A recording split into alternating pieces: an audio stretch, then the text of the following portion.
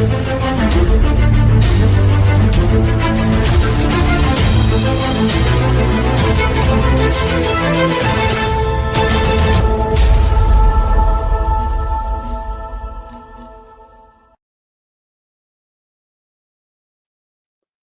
up, man? Everybody, it's Damond Talbot, NFL Draft Diamonds.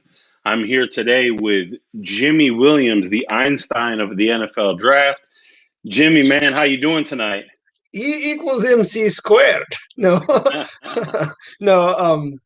Been doing okay. Been a long day, pretty tired. So I mean, we're gonna have to try and get through this without falling asleep. But it's been great. I mean, it's interesting. I mean, we wait a little while to come back, so hopefully it's still fresh in people's minds. I mean, obviously some of these guys we're just now seeing them do their thing, like in mini camps right now. So might have some comments on that. But I mean, yeah, man, I'm ready to work through this stuff. So let's just go with it.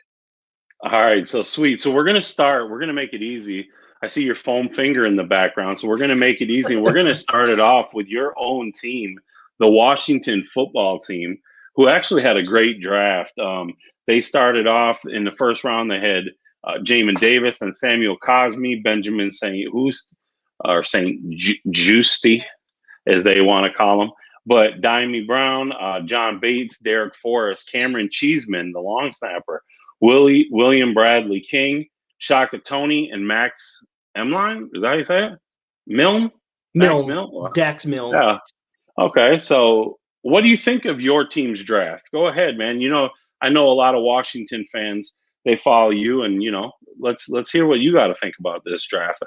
Well, I mean, thankfully, I've actually already been on a podcast talking about these things. I mean, it's pretty easy because I've already talked about it. I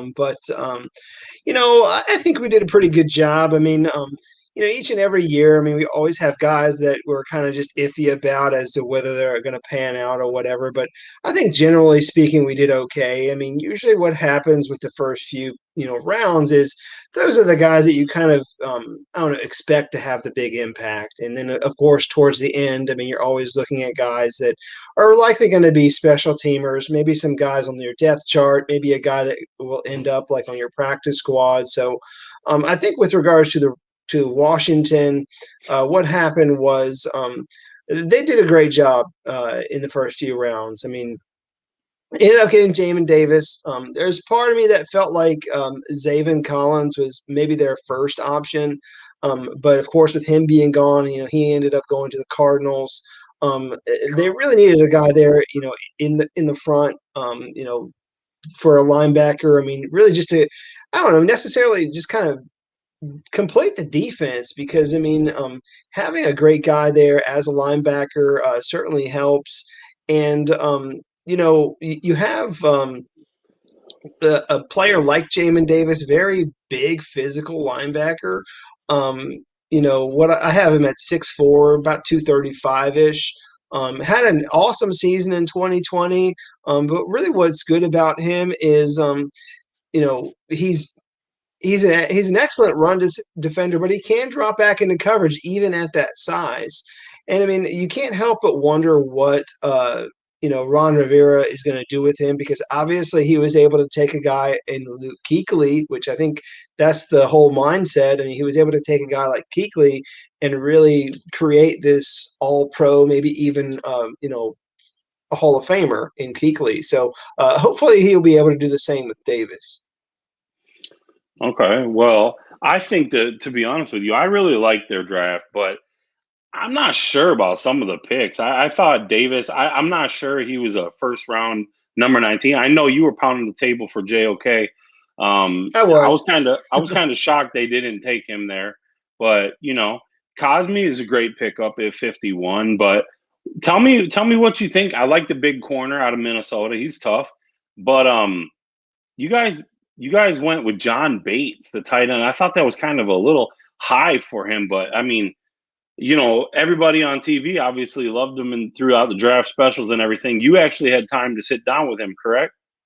Yeah, I mean, he was actually one of the last guys that I interviewed, and really good guy. I mean, I really liked, sitting down with him. I mean, but I think most people just kind of see him as a blocking tight end. I mean, he doesn't have too much of experience like some of these other guys, being like the first target for the quarterback. But I mean, that isn't to say that he doesn't have the hands. I mean, I think he's kind of a throwback, kind of old school type of tight end. I mean, where you get a guy who's 6'4" and big, thick physical frame, and really the goal is to put him out there alongside Logan Thomas, who's doing pretty good. I mean, and I think having Bates out there kind of completes that. I mean, you have a guy who's the main receiver, you have a guy that helps out as the blocking tight end, and then the other thing that a lot of people I want to make sure people don't forget, we did pick up Samus Reyes, who's a guy, I want to say he's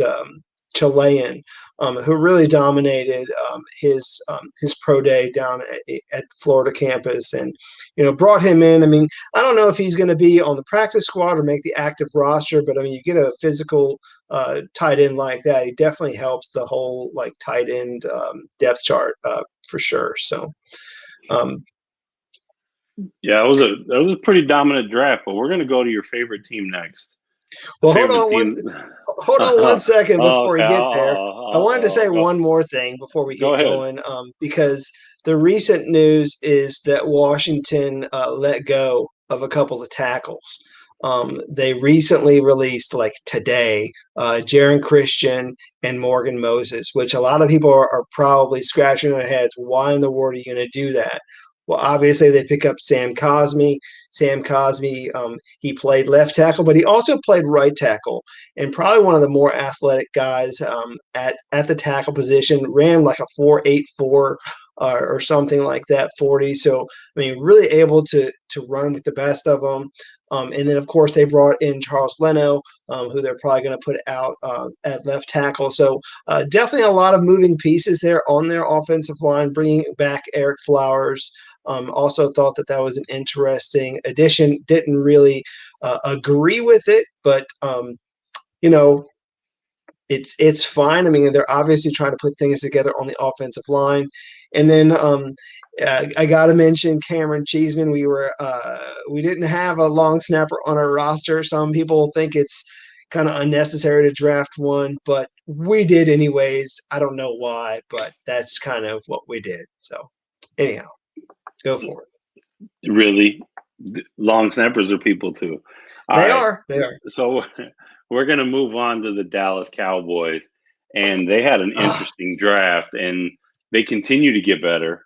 And they go out and they get Micah Parsons first round, and then they get Kelvin Joseph. Then they get Osa Oduzigwa, and then they get Chauncey Golston, Nashawn Wright, Jabril Cox, Josh Ball, Simi Fihoko, Quentin Bohanna, Israel, yes, Muka, okay, and then Matt Faranock. So go ahead, man. Give me. I'm gonna be honest. I'm gonna start off, dude. Micah Parsons is a home run, and I know you wanted him. He was the best Oh God, linebacker in the draft. I wanted him so bad.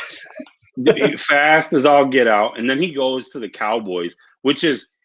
I was actually talking to his dad, Terrence, and before the draft, he told me, "Don't sleep on the Cowboys taking him." Micah wanted to play for the Cowboys bad, which was crazy, which I didn't think Micah was going to fall this far to 12. So to have him go to Dallas at 12 and then Sean Lee retired. So that, to me, that was a home run hit. But Jabril Cox too, if he can turn it up, we watched him at North Dakota State quite a bit before he transferred to LSU. That kid can be a stud, and that could be one of their best picks in this draft. But I'll let you break it down a little bit more, who you like, and you can go from there. I think the best, bang for their buck was with Jabril Cox.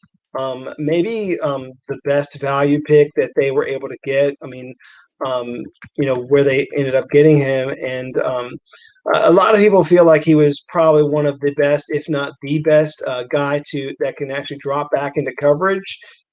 So, really like him. I mean, I obviously don't want Dallas to succeed, but I mean, they have a draft like everybody else, but I mean, they get some awesome linebackers in Parsons and Cox. I mean, you really can't go wrong with those guys. I mean, obviously, they're adding some guys that are going to compete.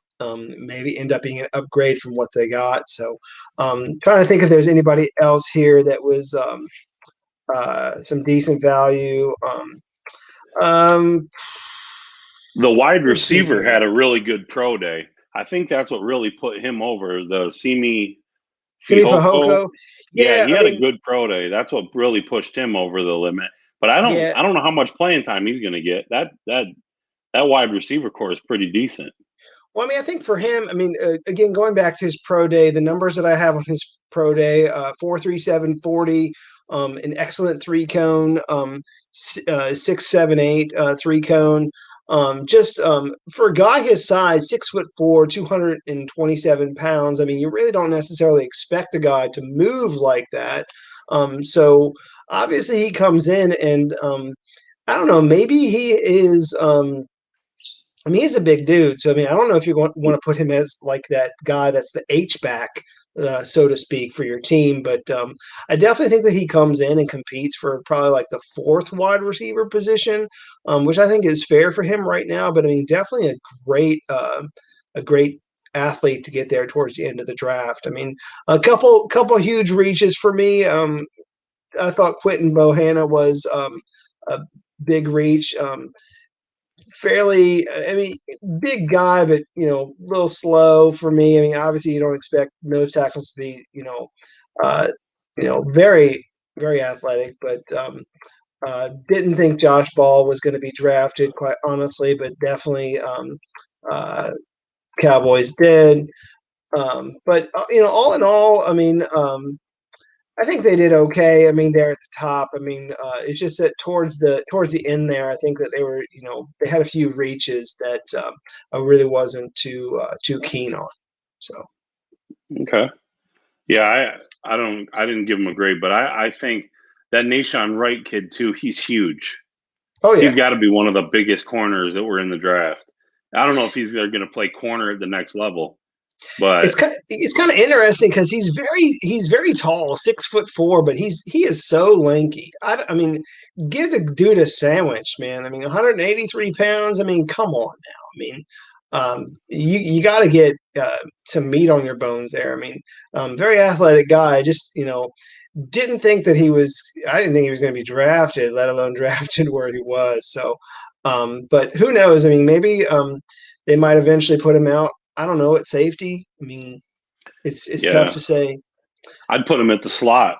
Let him run with them speedsters. He's huge, so I mean, if he gets beat by a Sure. couple steps, he's got them long arms. So we'll keep going on with the New York Giants in the NFC East division. We have Kadarius Toney in the first round, then Aziz Ojulari, and then Aaron Robinson, Ellerson Smith, Gary Brightwell, and then Rodarius Williams. Short but sweet, kind of a sweet draft for the Giants. Um, I think they hit a bunch of needs, but I think they also went with best player available several times throughout this draft. Now, I personally am not a big fan of Kadarius Toney. I've watched him play live. I've watched him right there up front, and while I like the kid as a football player, he's done it for 1 year. And that always scares me if I'm a guy drafting somebody athletic, freaky athleticism. But when I see him in the first round, you're taking a reach. There was other wide receivers that they could have had. We know that they traded back. Not sure I like them decisions because they could have had the Heisman Trophy winner. But Mm. what do you think about their draft overall? Well, I mean, going back to Tony, I mean, they end up adding Kenny Galladay as well as John Ross to their wide receiving core. And you figure with those two guys, they also had Sterling Shepard, Darius Slayton, and then they ended up getting Kadarius Toney in the first round, and just kind of left me scratching my head a little bit. I mean, obviously Tony's a decent athlete and all, but I mean, trying to figure out like where he fits in. I was just kind of again just curious as to why they would go with him. I mean, I thought that maybe they would go in a different direction. I mean, I thought that really they should have improved their offensive line. I mean, offensive line really with regards to pass blocking, they needed some help for sure. So I mean, I just don't think that they really. I don't think they did. They I don't think they addressed it at all in this draft, did they? Like Not one pick. they didn't get one offensive lineman, and I felt like that was the big problem for them. For me, um, I will say one of the guys that I felt was a great value was Aaron Robinson out of Central Florida. Probably one of their better picks. I mean, I think that they really did a great job landing him. I mean, just one of the things that I know I've mentioned before, as we were, doing the AFC is corners were taken very high in this draft. I think in total we had more corners than average drafted, but a lot of guys were reached on, and for whatever reason, I mean, Aaron Robinson fell to them, and I think he's really going to really contribute day one. Whether he's a starter or if they bring him in maybe at the nickel spot, I mean, who knows? I mean, he's going to get some playing time for sure, but I think that that's probably their best value pick with all of their draft picks. Yeah, to me, the biggest head scratcher was Gary Brightwell. Taking a running back at 196, don't get me wrong, there were some good running backs on the board at that point. And they go with Brightwell. Is that saying that maybe Saquon's not going to be ready?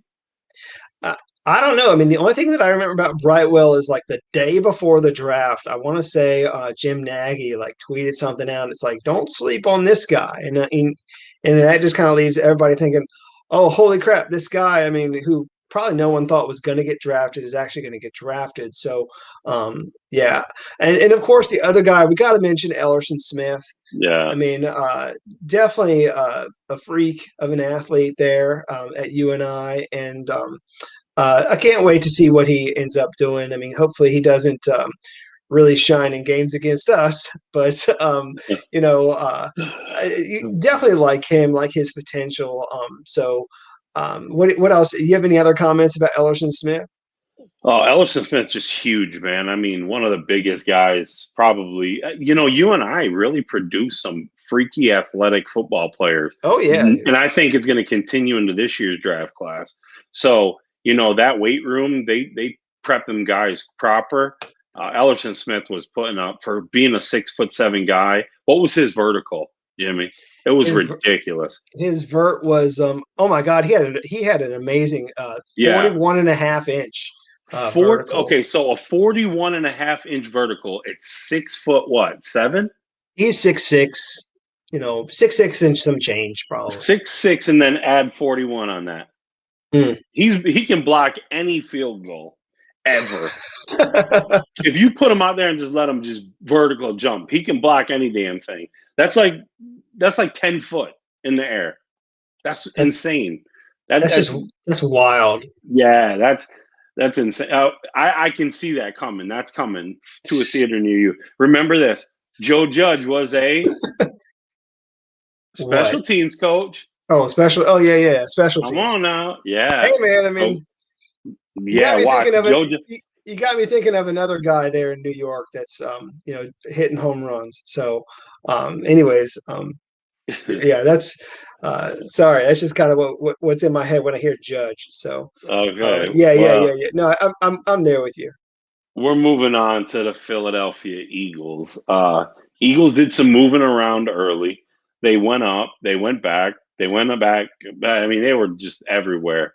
But they ended up getting their guy. They ended up getting Devontae Smith, and then they get Landon Dickerson, Milton Williams, who got a head shake from Tom Donahoe. You got Zach McPherson, Kenneth Gainwell, Marlon T., Taron Jackson, Jacoby Stevens, and Patrick Johnson. So they had a pretty decent draft class, a big class, to be honest with you. To me, I'll start it off, and I'll say Landon Dickerson, bro. I love that pick. I think that was their home run at 37. You have Kelsey getting forever, you know what I mean, when it comes to age. And then you get a guy who's going to same type attitude as Kelsey. You know what I mean? They're like jokesters. They're like aggressive football players, maulers. I like Landon Dickerson, man. I think he's going to have a long NFL career.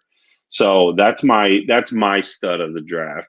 Go ahead, give me your rundown of a couple guys, and then I think I want to talk about Teron Jackson too, but I'll let you talk about some others. Sure. I mean, just kind of to recap Teron Jackson, I mean, I was able to actually sit down and interview him. Very great dude. Really expect him to have his fair share out there on defense. So I'll let you kind of wrap up things there on your end. But some of the best picks.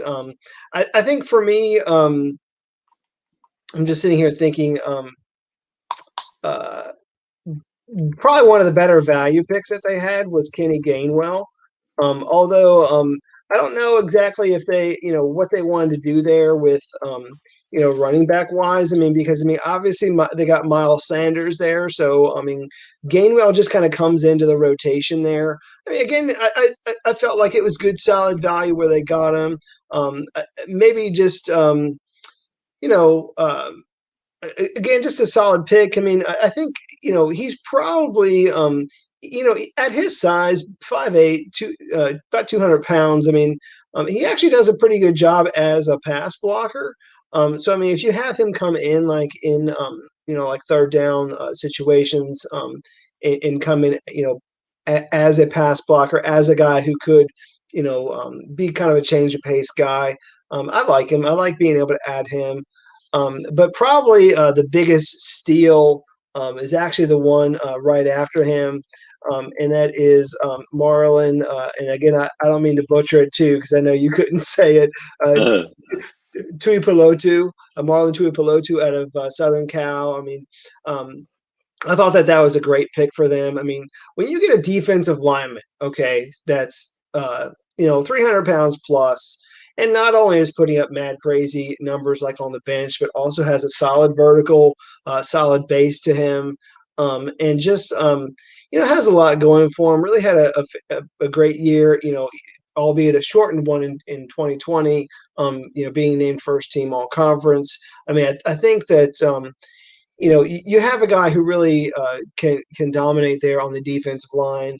It's just again, the value there was great. I mean, I think that you bring him in, and I don't know exactly how you work him in there, because I mean they do have some guys already in place there in Philly, but I mean I do think that there's a possibility of I don't know, maybe him moving into the mix eventually, as maybe some of the other veterans, because of all the coaching changes and stuff, probably, go their own way, eventually. So definitely probably one of the better picks for me. Yeah, like I said, I mean they did a good job, but T Jack, man, that's my guy, man. Coastal Carolina. Love the chance. I love him. I used to actually live right down the street from him. And he's probably one of the nicest kids. And I think Philly, when it comes to their football team, they need somebody that can. He's never going to quit. He may not be the biggest guy, but his motor is like relentless. That dude never stops, and I think that's what separated him to get this opportunity to get drafted. I mean, he ends up going to the Senior Bowl, but his motor just never stops. And I think when you're watching that football team, remember Coastal Carolina finished in the top 25 in the AP this last year. They lose their running back and they lose T-Jack. That's the only two players they lost. Coastal's going to be nasty next year. And I'm pretty sure I wish they would have been able to stay, but I mean, I get it. I mean, he's a beast. He's going to end up, I really think in his first year, he'll end up with 5+ sacks because he does not stop. And that sounds crazy because he's a rookie, but he's going to get in that rotation. And when they see that he does not stop, they're going to keep feeding him. They're going to keep putting him in the game. I'm telling you, his motor is relentless and he does not stop. So to me, that was the best value pick I think Jacoby Stevens right after him too, though, was an amazing pick. But if you notice, if you look at T-Jack and Patrick Johnson, same type players. Both of them are edge rushers that both of them put up major numbers, statistically speaking. Patrick Johnson's the kid from Tulane. Am I not mistaken by that? Yeah. I mean, Crazy numbers this he last year. he put up 10 sacks this past season, man. Yeah. So they're getting edge rushers, guys that can get to the QB. And, I don't know. I don't, like you said, coaching changes could happen soon. They have a lot of veterans. Remember, they were a team that went out and signed all their guys to like future, like the deals. Like if they were a veteran, they were signing them to make sure that they kept that camaraderie there. But man, maybe they gave them one too many years because some of them guys are old. But Yeah. we'll see how that plays out. But we didn't talk about the Heisman Trophy winner, man. What do you think about the Eagles taking him at 10? I think it's interesting because I mean, two things I felt coming into this for the Eagles that I think a lot of fans kind of expected, and that was to either come out of this draft class with a top wide receiver or a top corner. I mean, I think that those were the two things that people kind of expected, out of that first pick. And I mean, I remember when we sat down and we did our mock draft with Craig Forstall, that we ended up taking, Devonta Smith. I mean, even before like the trade up, we really didn't even have that like in play. I mean, we just kind of had him like he was going to eventually go there. It was in the, you know, it was already written in the stars, so to speak, for Yeah. him. But I don't know. I mean, I think that a lot of people just sort of I don't know, his stock just kind of went down a little bit because people just kept knocking him like on his size. I mean, it's like, how big is he? Is he 180? No, 170? No. It's like, oh my goodness. I mean, this guy is like so lanky. I mean, what are you going to do with him? But you watch Alabama. I mean, he doesn't win the Heisman for nothing. He is able to make plays. I mean, he's a speedster, definitely a fantastic deep threat. And maybe, that's really all that you need is a guy that can go out there and do that. I do want to mention just a little bit. Again, like I had said, I mean, I felt like that the Eagles were probably, going to target a corner early, but they did end up getting Zach McPherson. Um, I did have the opportunity to actually sit down with him. He's a Maryland native, so I mean, it was nice for us to just kind of sit back and kind of talk about things. But solid kid. I mean, has basically he's got a pedigree to him because I mean, his father played in the pros. His brother played in the pros. So I mean, and he even has another brother that I think plays pro baseball. But I mean, a very solid athlete there. I mean, I think a lot of people may have just thought that the Eagles were probably going to go like higher with a corner with maybe some of the other guys. But I mean, I think McPherson's okay. I mean, he's a solid kid. I mean, very athletic guy. So I mean, he'll have his opportunity to go out there and win the job. But I really like him. I mean, maybe some people think that it's a bit of a reach, which I still think it is. But he's a solid dude. So. Kudos to him for getting drafted as high as he did and ended up, with the Eagles. But I hate seeing local kids go to our rivals. But I mean, hey, good for him. Oh, man. The local rivals. We're Yeah. moving on to the Falcons. And love their first pick. Kyle Pitts, and then they go Richie Grant, Jalen Mayfield, Darren Hall, Drew Dahlman, Taquan Graham, Adi Ugundije, Avery Williams, and then Frank Darby, who you also sat down with. Right. Go ahead. What do you think, man? What was this draft for you? How was it? Well, I remember when we actually sat down and did this mock draft. Like, I was the Falcons. You say Falcons, I say Falcons. I say tomato, you say tomato, whatever. Anyways, I remember it was we were sitting there doing it, and I was the one who is going to be selecting for the Falcons. And you know, um, when you have the opportunity to draft a guy that is a generational talent in Kyle Pitts. I mean, hey, it's not too often that you get a chance that first of all, a tight end gets drafted that early. Let's just come out and say that. I mean, I think the last time a tight end was drafted that early was, I want to say, Vernon Davis. Yeah, number 5. But yeah, because he was 5 overall. I want to say back in, what was it like? It was a while ago, man. It's like 16 years ago or something like that. But it was a while ago. But I mean, you figure every 15 to 20 years, you get a tight end of his caliber, so to speak. And then, of course, what are you going to do? Are you going to uh, go with maybe a quarterback? Because I think that was the question there for a lot of people, was like, Matt Ryan is getting maybe a little older. Some fans maybe be like, I don't know if we have a lot of confidence in him, but I mean, Pitts is Pitts, man. I mean, again, you can't go wrong with a guy who's probably going to be an all pro. I mean, people are probably already trying to put the gold jacket on him. So, yeah, you can't go wrong with that pick. See, yeah, I agree. I mean, I love the secondary picks. They've had 3 solid picks: Richie Grant, Darren Hall, and Avery Williams. Avery Williams is going to be a great return man. And then Darren Hall, man, I love Darren Hall coming out, San Diego State. I loved him. I was hoping the Bills would take him. Physical kid, strong, long. You know what I mean? I really liked his play, but Richie Grant is a kid that was a beast down here in Central Florida.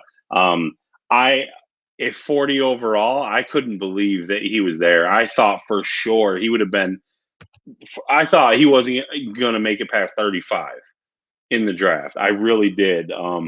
But kudos to the Falcons for taking him. And I can tell you this: Kyle Pitts is the nastiest tight end that I've ever watched play. Physically, like, I watched him live.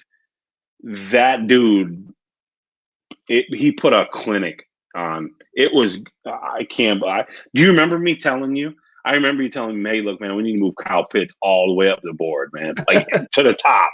And you were like, "For real?" I'm like, "To the top, man." I think we Right. had him at 12 or something. I said, "Man, we need to be top 5." And you put him at 6, and I'm like, "Dude, might have to go higher."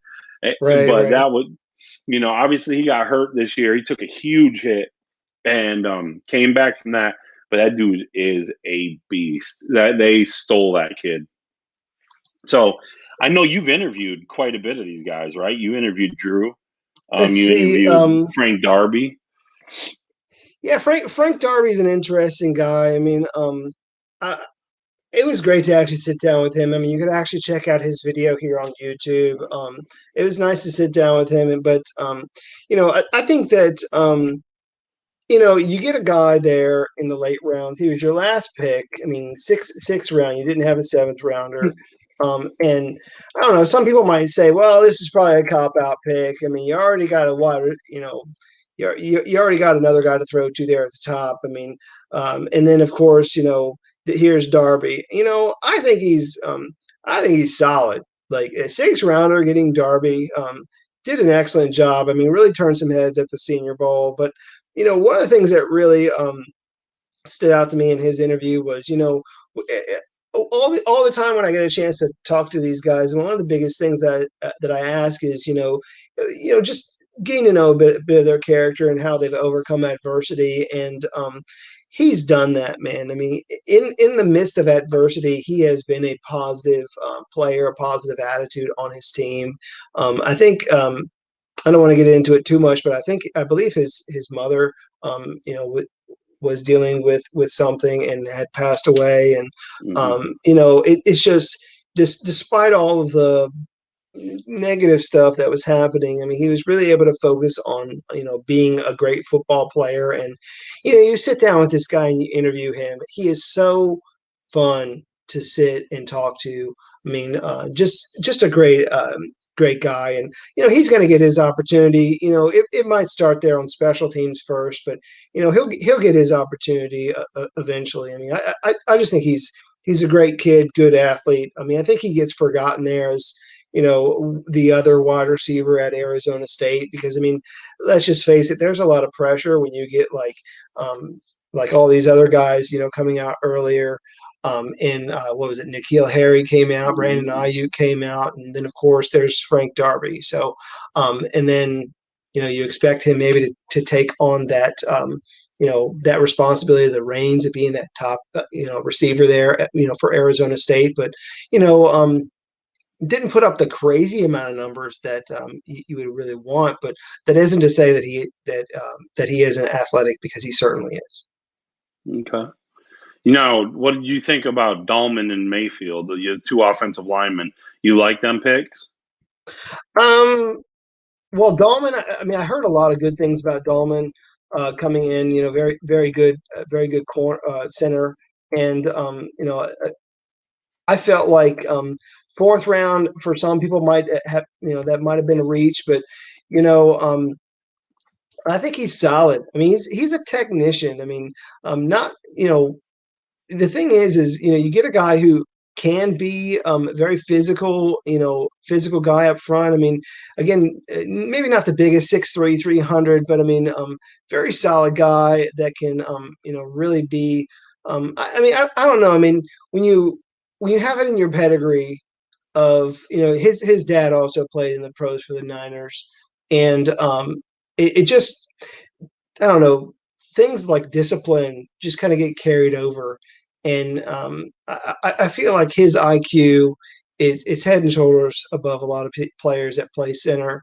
And I think he's good. I mean, I think right now he's slated as the backup, but I wouldn't be surprised if perhaps he gets his opportunity somewhere down the line here soon. Okay. Well, we're going to move on to Carolina. We're going to talk about the Panthers. They had a big draft. They had J.C. Horn, Terrace Marshall Jr., Brady Christensen, Tommy Tremble, Chuba Hubbard, Davion Nixon, Keith Taylor, Deontay Brown, Shi Smith, Thomas Fletcher, Phil Hoskins. Some huge meat at the end with Davion Nixon and Phil Hoskins, some big dudes. And then they get an offensive lineman like Deontay Brown on the back end that's a massive man. Um, I actually like this draft. I mean, I like almost every single pick. I mean, even Thomas Fletcher is a hell of a long snapper. So I'm not even mad. You know what I mean? Overall, they had a great draft, and Carolina's on the up and up. J.C. Horn over top of Patrick Surtain was a little bit of a scratcher to me, but you keep a kid home. You keep his family home. You keep his fan base home. So I get it. Build it and they'll come. But Davion Nixon to me was the biggest steal in this draft. To get him at 158 was an absolute steal. And I love the kid. One of our offensive line coaches, not coaches, but one of his scouts, Dave Van Nett, broke down his film and just absolutely loved it. And Dave was a CFL scout, and he loved Davion Nixon, said how great of a football player he is. So for them to get him at 158, I think that was a steal. Yeah, I mean, just kind of going back to the first pick there. I mean, who would have thought that J.C. Horn would have been the first defensive player taken? I think that's kind of an interesting thing, but I mean, that isn't to say that he didn't deserve it. I mean, yes, I did have Surtain higher, but J.C. he's a freak of an athlete, man. I mean, he's 6'1", 205 pounds, just totally beasted out in his pro day. I mean, under a 4.4 40, 41.5-inch vertical, 11.1 broad jump, and even busted out some good reps there with 19. So really great guy. I mean, obviously, if you don't already know, I mean, son of NFL great Joe Horn. So obviously he does have that pedigree there, but the Panthers really needed to invest in a bigger, stronger physical corner that can compete. And I kind of felt like it was going to either be Surtain or Horn. I mean, it was just kind of a flip of a coin there for me. Again, they go with Horn. I mean, I think it works. I mean, he has the ability to be a shutdown corner and to cover really any receiver out there. So I mean, he's gonna have a bright future, in my opinion. Let me see if there's any of these other guys on here that I want to talk about. Yeah, I had to agree with you there. Excellent value for Davion Nixon, probably the best value in their draft overall. Um, let's talk about Keith Taylor. Is that all right? Let's talk about Keith Taylor because obviously, again, you get another corner to pair up with J.C. Horn, so you're obviously trying to upgrade your secondary. You get a long physical corner, 6'2", in Taylor. So I mean, I liked it. I mean, he's again it works a little better in zone than man, but I mean, he's really gonna go out there and actually do something for them. I mean, whether he's just out there playing gunner on special teams, but I mean, he's gonna get his fair share of opportunities too. So, I like him. I mean, I think it's great value, but to pair him up with J.C. Horn, I think was great. Beautiful, man. I'm going to keep it going. We're 40 minutes in. We're going to keep going. We're going with the Saints. We got a short one here. We got Peyton Turner, Pete Werner, right? That sounds like brothers. Peyton Turner, Pete Werner, Paulson Adebo, Ian Book, Landon Young, and Kawan Baker. This is a pretty solid draft for only a couple players. Who's your favorite in this draft and for the Saints? Let's see, my favorite. Oh, dude, I got to go with Landon Young. I I got knew to you go were with going to say Landon Young. I mean, that. dude, I had a chance to talk to this guy, and I was convinced. I was totally convinced that day one this guy was going to make an impact. I mean, and I seriously thought that this guy would have been drafted earlier. I mean, if you sit down and you actually interview this guy, I mean, um, I love him. I mean, and one of the things that's good about him is he's a team player, he's a leader, and he's also a very physical athlete that could play both tackle positions really. And I just think you bring in a guy who, I mean, and again, I haven't really even talked about the measurables and like what he's able to do. I mean, he was a state champion in the discus, back in high school. So I mean, excellent athlete, very competitive. What was a wrestler also. Um, Completely dominated his pro day. Ended up busting out 34 bench reps, which is obviously an awesome number. But I feel like he can do a lot. He could be a swing tackle. He could maybe come in, play some guard. I mean, I like it, man. I mean, I really love the value there for getting Landon Young where they did. I mean, again, when you have a chance to actually sit down with these guys, talk to them about life, talk to them about who they are outside of football. I mean, definitely loved Landon Young, loved his character. He's the kind of guy that you want. I mean, especially in an area where, obviously in New Orleans occasionally, like when Katrina happened, a lot of professional athletes stepped up, really helped out in the community. And that's the kind of guy that would gladly, willingly do it. I mean, such a genuine heart and it's just a solid guy overall. See, for me, I think a lot of people were criticizing Peyton Turner going in the first round, but I got to give a big shout out to Justin, one of our guys, J.R. Berenzen. He's crushed it over he came on, he was our XFL guy, XFL falls through, and Justin has been an animal hitting up interviews. He's been a workhorse for us, and he interviewed Peyton Turner. So, I talked to him about it. I said, what was Peyton like? And Craig also had him on the podcast. Right. Peyton was one of they both said the same thing to me. Both Craig and Justin said, man, you have to root for him. After you speak to him, you root for him. That's probably what happened when the Saints met the kid. They probably sat down with him, and he's just like Landon Young, dude. I mean, Landon Young, obviously he'll leave something to where you think about him and go, man, I hope that guy does well in his career. Right. And I think Peyton Turner is the same type of player. But don't get it twisted. Peyton Turner is an animal on a football field. It's not like he wasn't – I mean, me and you both had him rated second to third round, I would say, and you would agree to that. So in the first round, is it a reach? Maybe, maybe not. But here's the thing. At the end of the day, if you know that your guy's there, don't waste him. If that's the guy you want, take him. it's late. It's not like they're spending the 5th pick on this kid. They're spending the 28th pick. Okay, that means they were just a couple games away from the big game. If that's the guy that you think can help turn your franchise around, you take him. The same way with like when the Raiders taking somebody. If you feel that guy at that point can turn that team around, you take him. It doesn't matter who it is. Peyton Turner is a guy that obviously they have rated high. They took Marcus Davenport extremely high. He turned out to be pretty decent. So now you got another guy on the opposite end. I think he's going to be all right. But hey, don't sleep on Pete Werner. I think Pete Werner had a great pro day, and he could be a great addition to the Saints defense. Gotcha. I want to talk about at least one more guy, and that is quarterback, and Ian Book.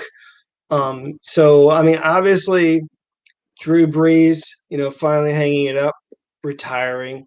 And so the weight of that position, this Hall of Fame guy, this shadow that's been cast over everybody that's, in that, in that quarterback room, who's going to step up? I mean, right now, Taysom Hill, that's the guy. Is it truly the guy? Are they truly giving the reins to Taysom Hill?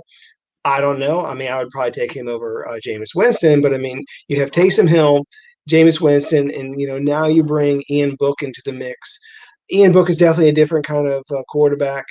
Ian Book is interesting because I think that one of the things that he adds is he's elusive, man. I mean, and I know that it's kind of interesting for me to say that as the first thing that I say with regards to a quarterback, but I mean, there are other quarterbacks that can do the same. I mean, maybe he doesn't have like the strongest arm. I know he's developing as a thrower, but when you have guys that can extend plays, maybe come out, do the RPO stuff, which that's become commonplace now. So you get a guy who is very mobile. Did pretty good. Had a pretty good 3-cone and stuff like that during his pro day. So has a lot going for him. But again, still developing. A little conservative at times as a thrower, but I think a lot of people thought that perhaps a quarterback could have been taken a little early there for the Saints, but Ian Book is okay in my opinion. I don't think that he's going to end up being the starter, but to bring a guy like that into the mix, I think is important because you need a lot of different types of quarterbacks in your room just to, at the very least, figure out who you are, like what's your identity as a football team. So, and I think that's going to be worth it for for the Saints. Hey, he's a winner too, so we'll see. The Buccaneers also got a quarterback. So Tom Brady's replacement, we'll see. Joe Tryon goes in the first round, then Kyle Trask, Robert Hainsley, Jalen Darden, KJ Brett, Chris Wilcox, and Grant Stewart. Grant Stewart, Mr. Irrelevant. Gotta love it. 259. So the Buccaneers, man, win the Super Bowl, and then they add a defensive end. What do you think of that defensive end? I think he's okay. I'm okay with Joe Tryon. I think a lot of guys I kept on hearing he's going to go late first. He's going to go late first. That's just what I kept on hearing. So and I think that on our big board he was kind of in that, I don't know, 40-ish range, somewhere. But, typically what tends to happen is you get these teams that, they like a guy, they take him. So, and I'm okay with Joe Tryon.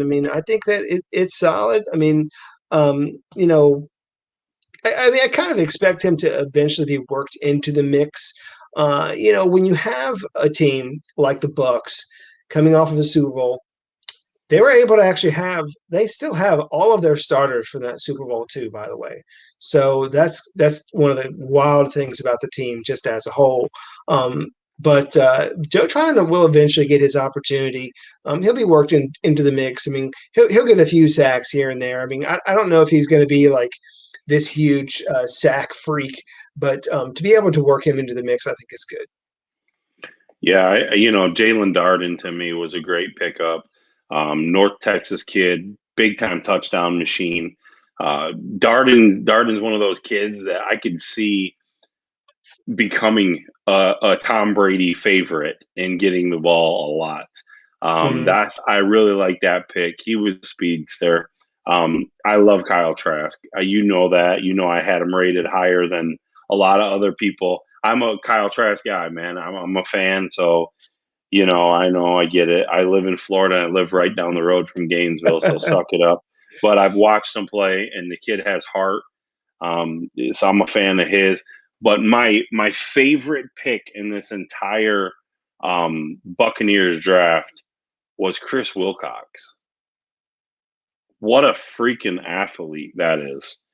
And then you put him on the team like the Bucs, man. They don't need any more talent, and they just keep finding a way. Chris Wilcox is a stud, man. What do you think? What do you think? Is there a player that you want to talk about? Even Grant Stewart was a fun pick, man. Yeah, I Mr. mean, Relevant. um, be quite honest with you, I love Grant Stewart. I did not think that he deserved to be drafted where he was, but dude is dude is totally irrelevant. He is not irrelevant whatsoever. I mean, I love the pick. I mean, I think that it's probably the best value that they got. Where they got him, which obviously is the last pick in the draft. But Stewart is an animal. I mean, I think that he's interesting because you get a guy who, played some safety, ended up putting on a few more pounds, ended up playing linebacker. But what he really truly brings to the table is he's a special teams ace. And if you watch this guy playing special teams, he's usually the first guy down there. He's usually the guy making the tackle, and you need kind of those kind of guys on your team. It's kind of like Steve Tasker, just kind of going back to his days. I mean, he's the kind of guy who's going to be running down like a crazy man making the tackles. I mean, I love it. I mean, I love I would have wanted Grant Stewart like on my team. And he's going to make an impact there on special teams for sure. I mean, I liked it. Yeah, I mean, I don't know what else to say except, goes to the Senior Bowl, does the same thing. I mean, he's just the kind of guy who just sort of plays with, I don't know, kind of reckless abandonment sometimes. And you need the crazy guys out there on special teams that are going to run down and make plays. So, probably one of my favorite picks there for the Bucs. Yeah, I mean, you got you. I mean, think about it. Every year, almost 7 to 10 football players make a football team because special teams Oh, right only. on. Only. And he might have been Mr. Relevant. He gets a whole lot of prizes with that too. I don't know if they do that still, but you used to get boats and cars and all sorts of stuff. Like that's the best pick. If you're gonna go last, damn it, take it. Take the name and take all the stuff with it. But pretty good pick, and it's pretty cool to see. We're gonna talk next. We're going to the North Division. We have probably one of my favorite picks, Justin Fields going number 11 to the Bears. Then Tevin Jenkins, Larry Borum, Khalil Herbert, Daz Newsome, Thomas Graham Jr., and then Big Tonga from BYU, man. What do you think of this draft? This is a fun draft right here. Chicago Bears, baby, get relevant because you're coming back to town. I'm gonna tell you straight up, dude. Like I'm looking at all these guys and like my comments down here, on my spreadsheet that I'm looking at, and I don't see a single player. I don't see a single player that's a reach. I don't see a single player that doesn't make sense. I mean, this is great, and I think that let's just go with the first pick, dude. I mean, let's go with Justin Fields. I mean, come on. I mean, obviously you're moving on from Trubisky. I mean, obviously you're admitting, yeah, we made a mistake last go around, and you just kind of had the feeling there, though. It's like you're going to do more or less the same thing you did before. You're going to trade up. You're going to trade up and get a quarterback. Oh my God, how much are you getting? Giving up for it. I mean, yeah, you got to give up a first rounder. So what? I mean, but to me, Justin Fields, second best quarterback in this draft. Sorry, Zach Wilson fans, but he's the second best quarterback in this draft. And he's going to dominate. I mean, you get a division that you have the opportunity now with maybe perhaps the Packers in some uncertainty surrounding the Rodgers situation. And you get, maybe the Vikings are not maybe where they, want to be. I mean, the Lions are obviously, well, they're the Lions. So, I mean, you have the opportunity, you pick up Justin Fields, I mean, and maybe come back and actually compete for this division, win this. They could seriously win this division outright because of Justin Fields. I mean, Justin Fields is an excellent athlete, and a good passer. I mean, people forget that. People typically the first thing people think of, oh, this guy's very mobile. Like he can move out of the pocket. He can make great throws, man. I mean, if you watch this guy play, I mean, he can make some great throws down the field. So, kudos to the Bears for this draft, man. I mean, probably one of the better drafts, like, in this whole draft class for sure. Like all 32 teams, if I had to rank them, I mean, the Bears would probably be one of the top 2 or 3 drafts easily Absolutely. this year. So listen, people are going to sleep on Justin Fields. They're going to keep sleeping on Fields. Listen, they just didn't want him to go top 5. I don't know what it was. Everything came out about this kid. It pissed me off. It pissed me off because the simple fact that, like, it didn't matter what the kid was doing. Oh, he has epilepsy. Oh, he can't make a pass. He can't stop. All right. That was some agent, okay, that didn't get him, he didn't sign with, that was putting out bad juju about that kid the entire draft class.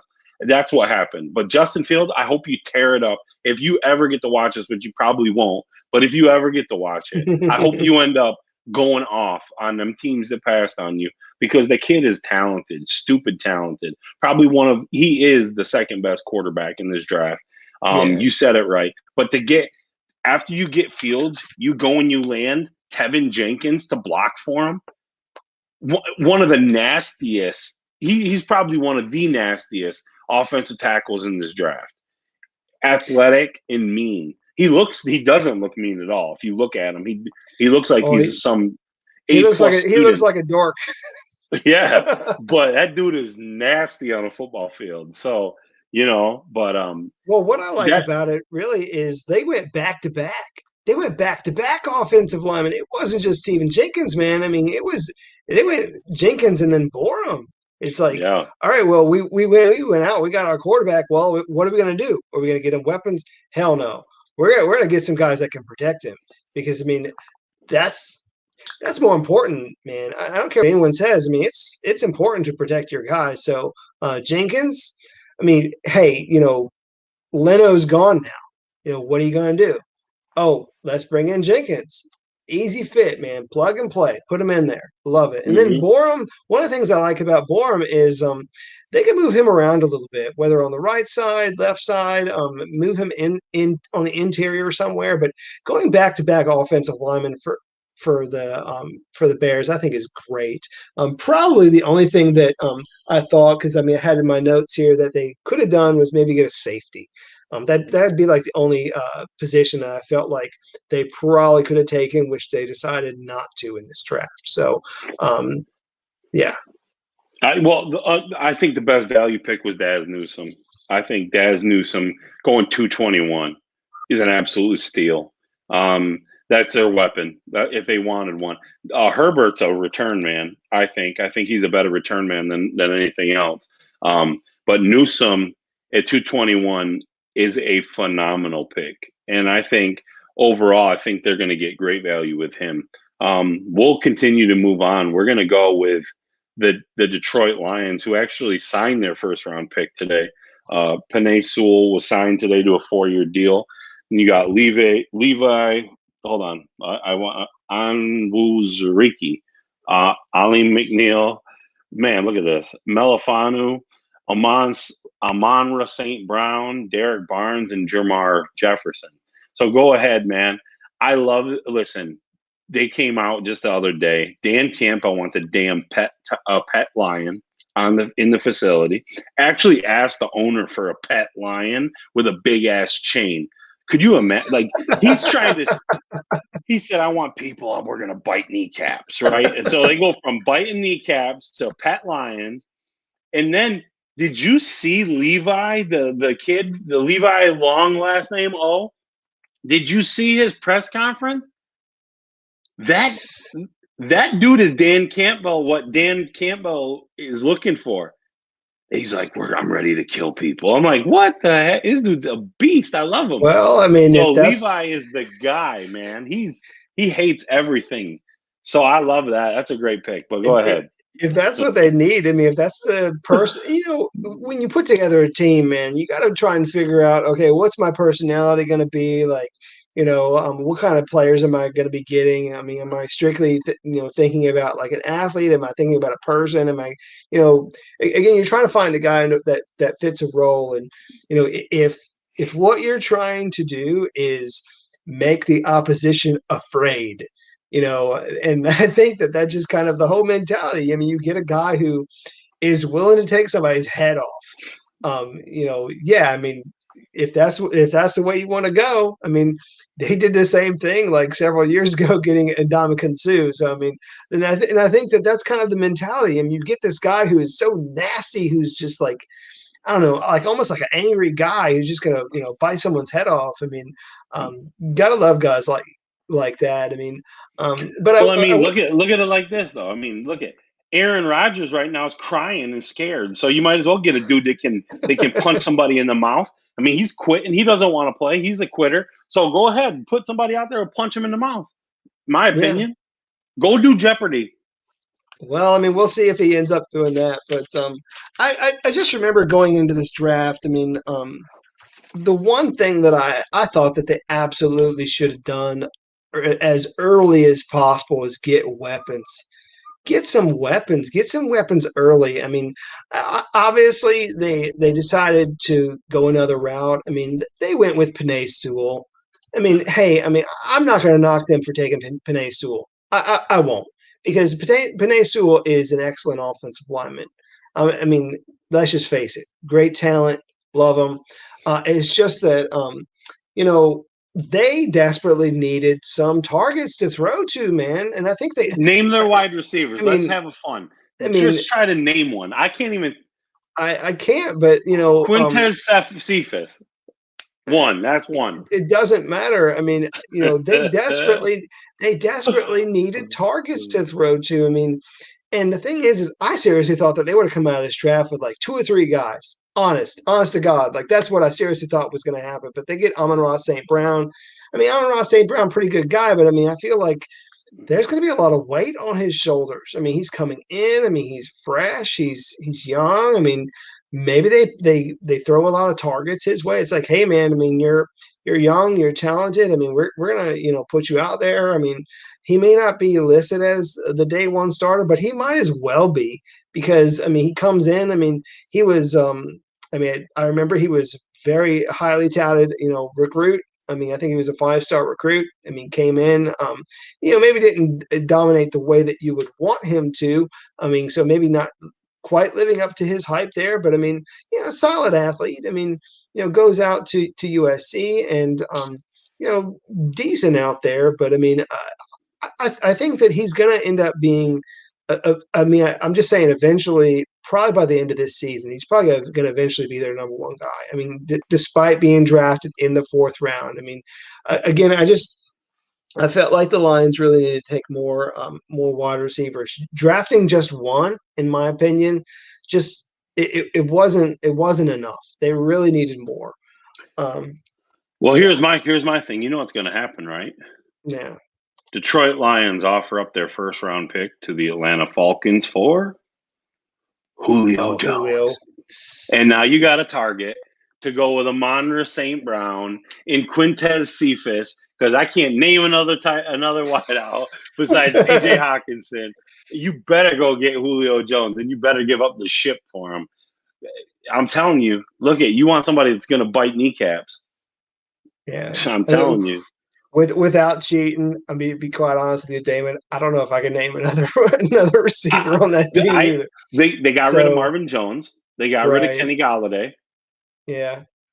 And they got rid of the other kid, Jamal Agnew, who was playing wide receiver. He was a return man. Yeah. I cannot think. I can't think of a wide I'm just receiver. saying without cheating, because I'm trying not to cheat during this. Yeah, I mean, Quintez Cephas is the only one I can yeah, name. we'll see what happens to them. But I mean, Yeah, you if you know know that a wide receiver, text in. But Stafford leaving. I mean, I feel sorry for Stafford. The fact that he was there and really didn't really get an opportunity. I mean, he did have some opportunities to win some games, but I mean, you take him, you drop him into the Rams. You have an offensive mind there that can really work with him. I mean, but then you put Jared Goff under this mess. I mean, oh my God, I hope just he tears it up. But I just you can't know, see it. I mean, I can't see it. I, I Or Goff. I mean, I feel bad that Stafford had to deal with it, but I mean, even Goff coming in, I mean, I don't, I mean, at the very least, what they did was they got Penei Sewell, because at the very least, you bring in a guy who, with all the, I don't know, mess out there on your offense, I mean, you at least get one guy that you can trust on your offensive line that won't, let the guy, past him, that'll, tear your head off. So, um, and I think that's really the only way to do it. Maybe next year they try and upgrade other positions, but Maybe they'll draft um, all wide receivers next year. yeah, I mean, I'm gonna be quite honestly. I'm gonna call it right now. I mean, I don't think the Lions are. I think the Lions are going to be a top pick next year. I just do. I mean, I think that they're probably going to be like, you know, in the top three.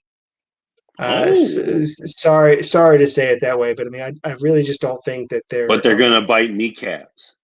They're They gonna punch might, people in the mouth. they Listen, might, but I'm gonna go out on a limb. I say they win 7 games all right. I disagree. I don't think that they're going to win more than four. because the Packers are gonna lose too. Because Maybe, and that might be the reason why. So, okay, all right, um, all right. so Well, we'll we'll we'll take we'll it. see. We'll see. Well, It, do you have go any other ahead. people you want to talk about on the Lions? No, I mean I didn't get a chance to actually sit down with the Fatu Melifonwu. Pretty solid dude, great athlete. Obviously he comes in. I mean, his brother came in several years back. He's I think he's a safety, if I'm not mistaken. Yep, But Obi.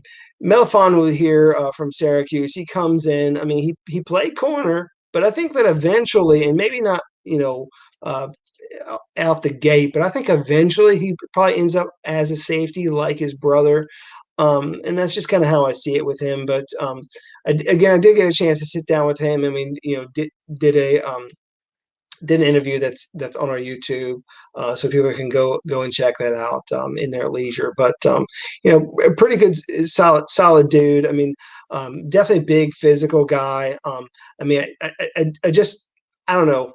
I don't think that he's going to be perhaps as shut down as perhaps some other people think. I mean, no offense to him or anything. It's just I feel like his position is gonna end up being safety. I just kind of see that down the line, maybe like 2 or 3 years down the line. I mean, I think that he'll probably just you know just kind of Transition over.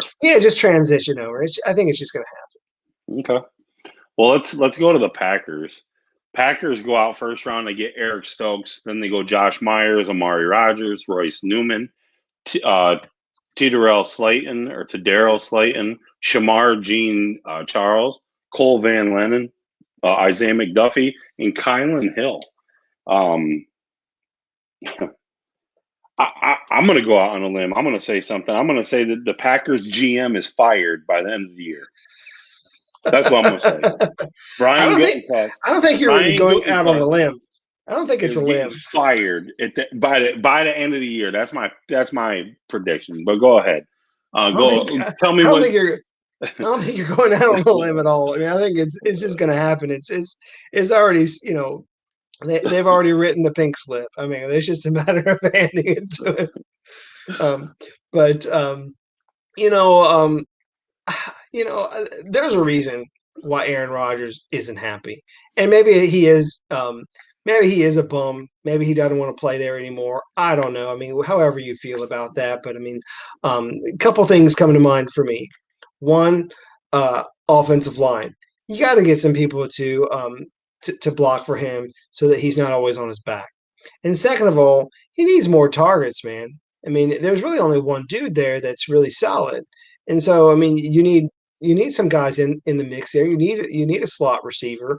And I mean, obviously, I mean, they did get a good guy there. I mean, I did feel like the receiver that they got, Amari Rogers, even though he was a little bit of a reach there on my board, I mean, for a good long while there, I just always had in the back of my head, this guy looks like a Packer.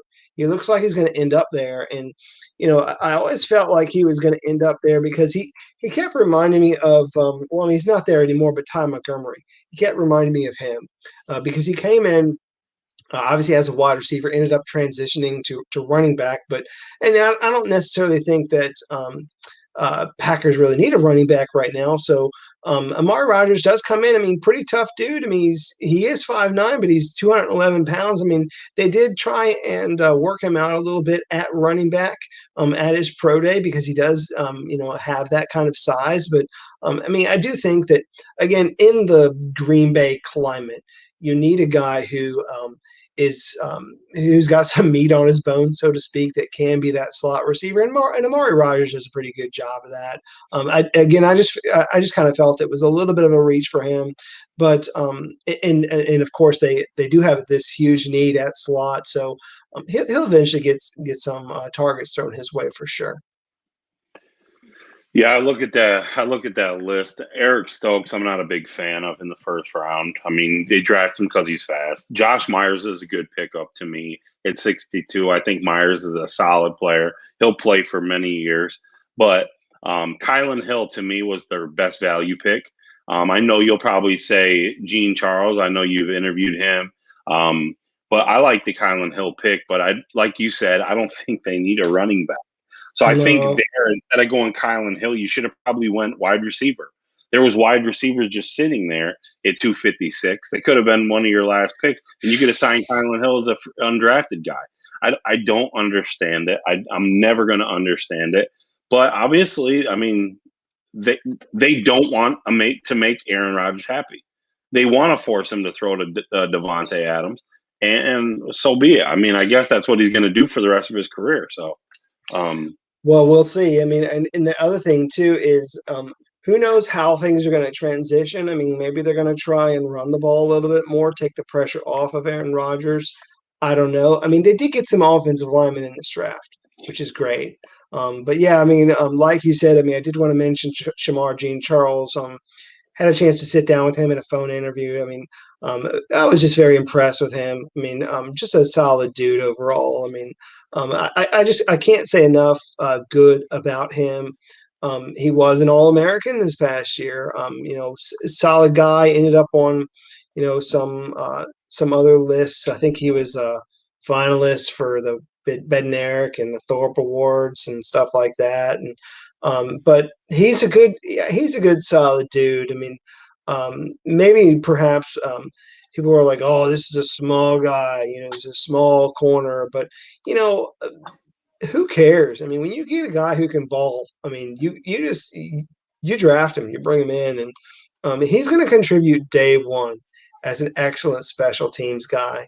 He's going to work his way in there, probably end up playing some nickel.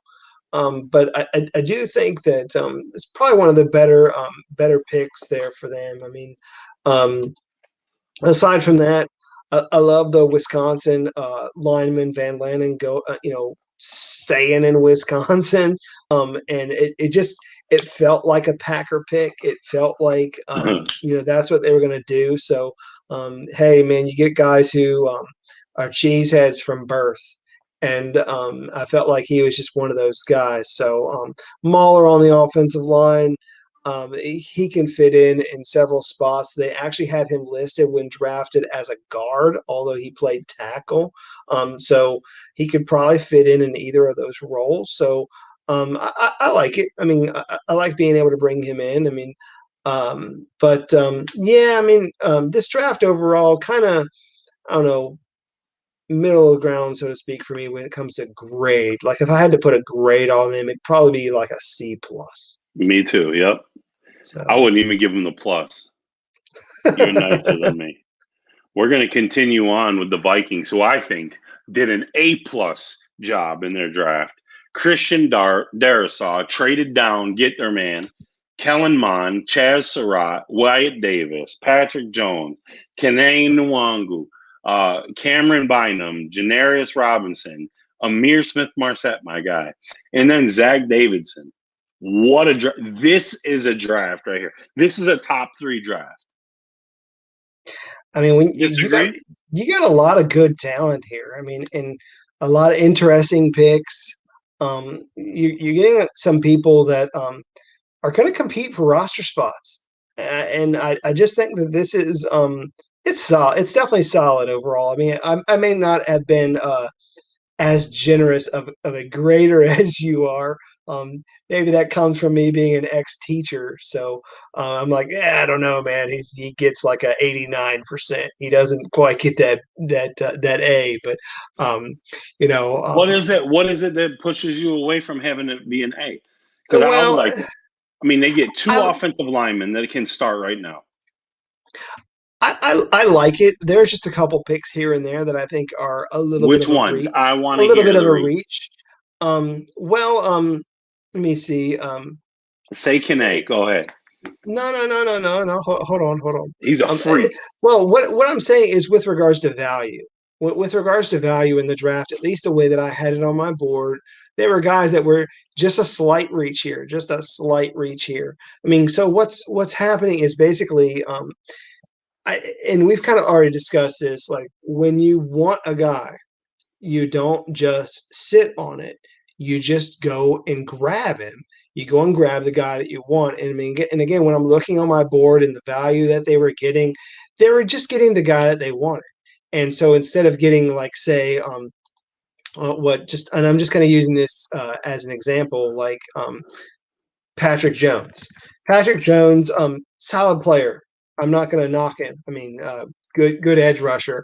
But at 90 overall, I mean, I thought that he was probably like on the outside of my top 100, maybe like 101. So I mean, it's not that big of a problem.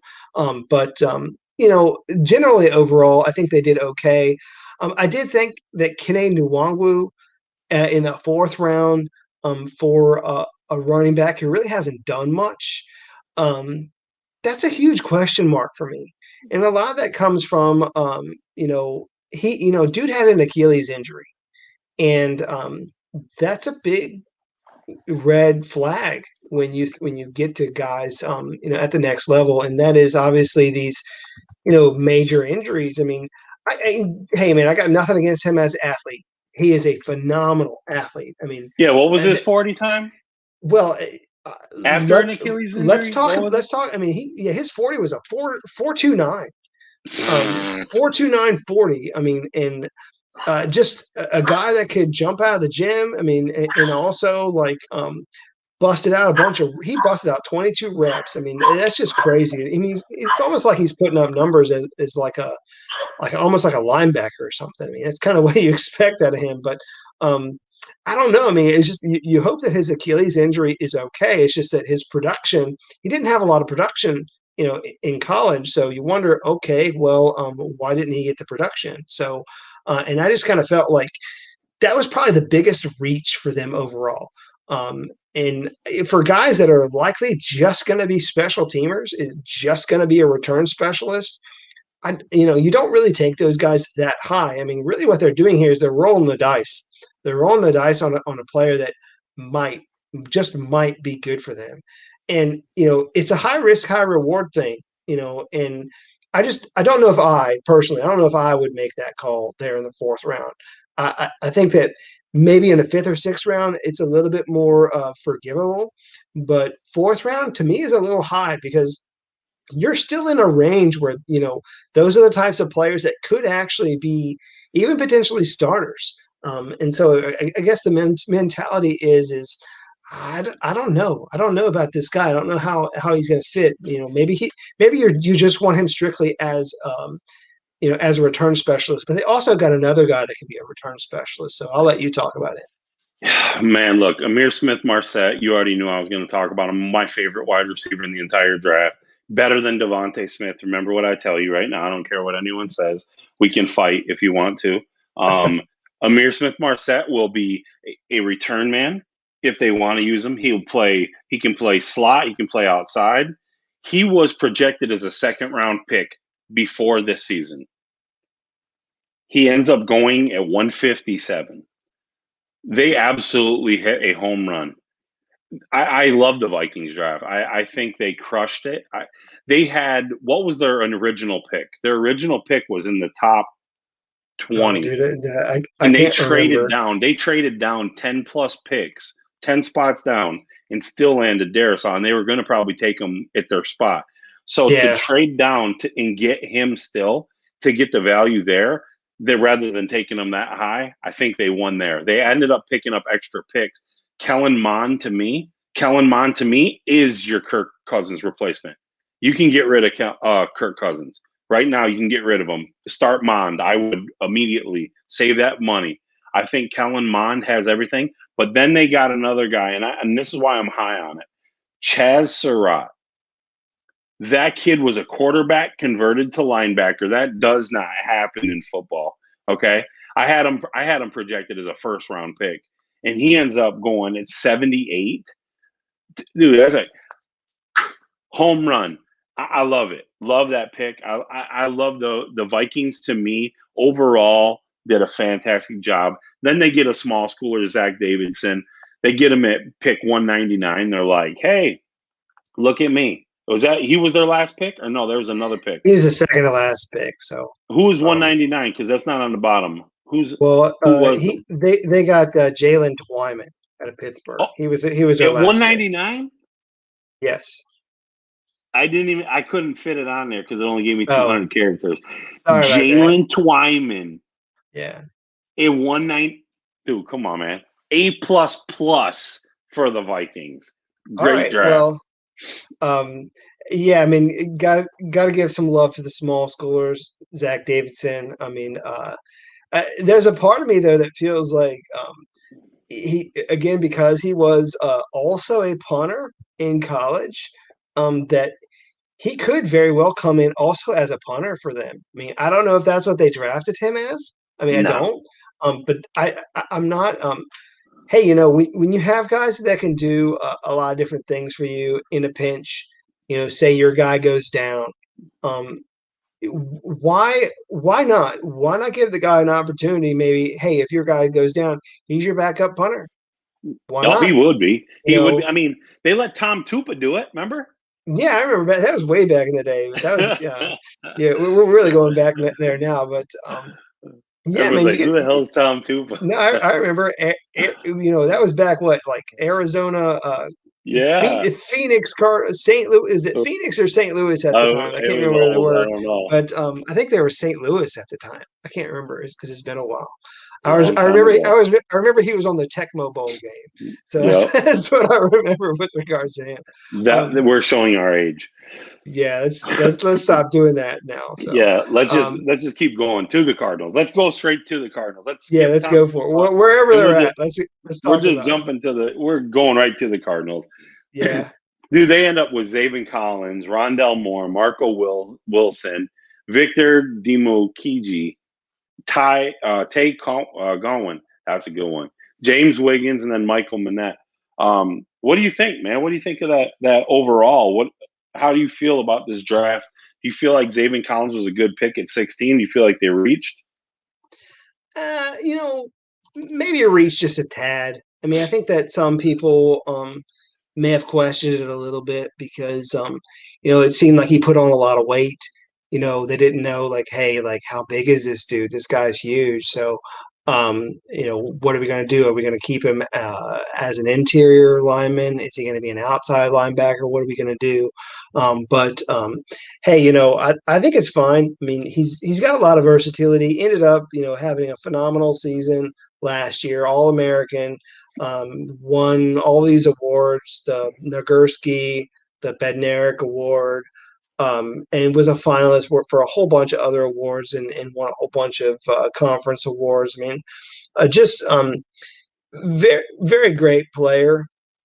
People forget also, you talked about Chaz Surratt. I mean, Zaven Collins was also a high school quarterback too. So very smart dude, understands the game. I mean, his football IQ is up there. So you got to have some guys that can come in and really understand the game.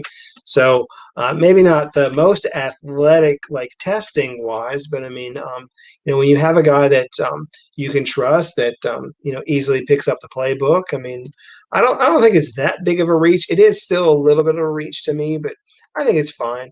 I didn't think that.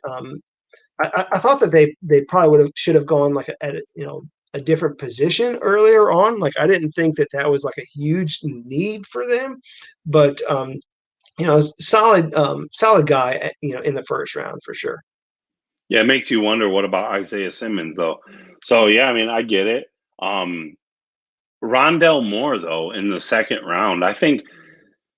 Oh man, is this sending a message to Andy Isabella, who they drafted early just a couple years ago? I think this is the message.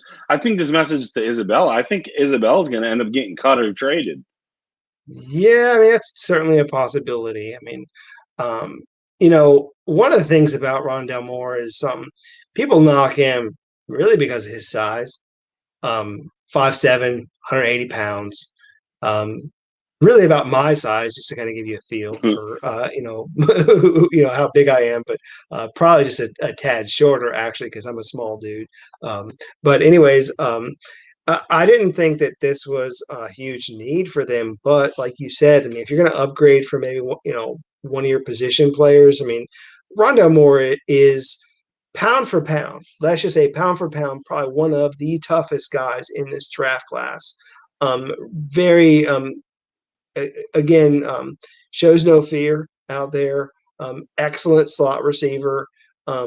Is a playmaker. Like if you've ever seen this guy play, I mean, he's just fantastic.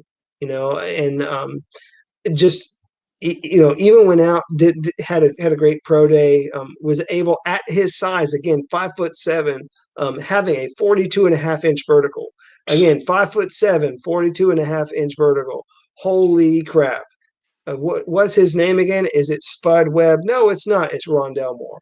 I mean, come on now. I mean, that's kind of you know, that's just amazing. When you can get an amazing talent, I mean, you just go get them. So, Yeah. but no, like one of the things that I was saying before is I felt like they were going to go with corner first, man. I felt like that was where they were going to go, but a couple other guys got taken before they wanted to. So I just don't know if they got the right guy there in Marco Wilson. So any insight there, being a Florida guy, like you have anything to say about him? I really wasn't impressed with him, especially in the Arkansas. I just wasn't impressed. I think that he's a good football player Mm-hmm. overall, but I don't. I'm with you. I don't think he was the guy. You're losing Patrick Peterson. Yeah. Them shoes suck to try to fill that. And you know what? I mean, you get him, and then you get Gowan, the kid from UCF too, who's another DB, and then James Wiggins is a safety, but that dude will light you up. I mean, overall, they went pretty heavy in the secondary, and Yeah. you have to ask yourself, like, they definitely need that. I mean, you look at every other position on their roster; they're pretty stacked. The Arizona Cardinals are pretty damn stacked, but they lack their secondary sucks. And I think, Oh yeah. I mean, you watched the Bills game against them last year. Stephon Diggs with seconds left. I mean, shredded. He shredded Patrick Peterson. And I mean, I can't believe we allowed that damn Hail Mary, but Hail Murray as they call it. But you Right. know, obviously their secondary is horrible, and they needed to do something there.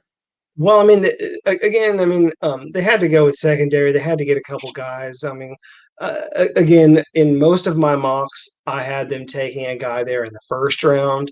But again, that option wasn't available. At least the top two guys weren't available there for them.